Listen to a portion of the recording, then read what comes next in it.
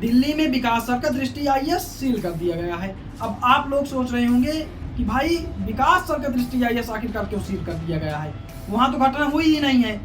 इस समय विकास सर काफ़ी चर्चा में थे। जब से दिल्ली के लाइब्रेरी सेंटर में डेथ की घटना हुई थी तब से विकास सर काफ़ी चर्चा में चल रहे थे। बच्चों को उनके स्टेटमेंट का इंतजार था कि आखिरकार इस घटना के बाद विकास सर क्या कहेंगे, विकास सर की तरफ से क्या स्टेटमेंट निकल के आएगा। लेकिन उसके बाद विकास सर का कोई भी स्टेटमेंट निकल के सामने नहीं आया। अब जो ये खबर है वो काफ़ी ट्रेंड में चल रही है। बच्चे सड़क पर उतर आए हैं इन मौतों के बाद।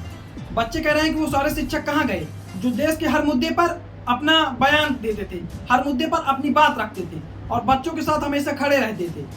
वो शिक्षक आखिरकार कहाँ गए जो बच्चों को बेबाकी से बात करना सिखाते थे। अब खबर आ रही है कि विकास सर का दृष्टि आईएएस सील कर दिया गया है, विकास सर का कोचिंग सेंटर सील कर दिया गया है। वो भी नियमों का जो है पालन नहीं कर रहे थे। अब ये अलग बात है कि विकास सर के दृष्टि आईएएस में ऐसी कोई घटना नहीं हुई, विकास सर के कोचिंग सेंटर में ऐसी कोई घटना नहीं हुई। लेकिन जब उसके बाद घटना के बाद एमसीडी ने कार्रवाई शुरू की और जितने भी ऐसे सेंटर थे जो कि बेसमेंट में चल रहे थे उन पर कार्रवाई करना एमसीडी ने शुरू किया, तो पता चला कि विकास सर का जो कोचिंग सेंटर है वो भी नियमों का पालन नहीं कर रहा है। अब ये अलग बात है कि विकास सर के दृष्टि कोचिंग सेंटर में ऐसी कोई घटना घटित नहीं हुई है।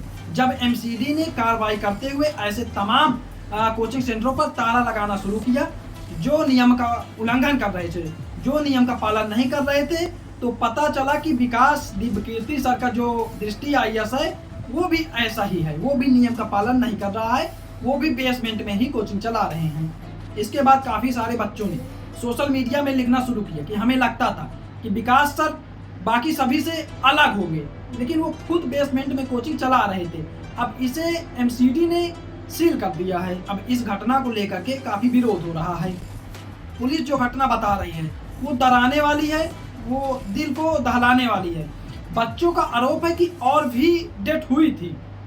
बिल्डिंग में पावर कट हो जाता है, बेसमेंट का जो बायोमेट्रिक गेट था वो जाम हो जाता है, कमरे में अंधेरा हो जाता है, लाइब्रेरी में बच्चे फंस जाते हैं और पानी का बहाव इतना तेज था कि उससे जो गेट था वो टूट जाता है और लाइब्रेरी के अंदर 2 मिनट 3 मिनट के अंदर देखते देखते 12-13 फीट पानी भर जाता है और उसके बाद कई बच्चों की डेथ हो जाती है।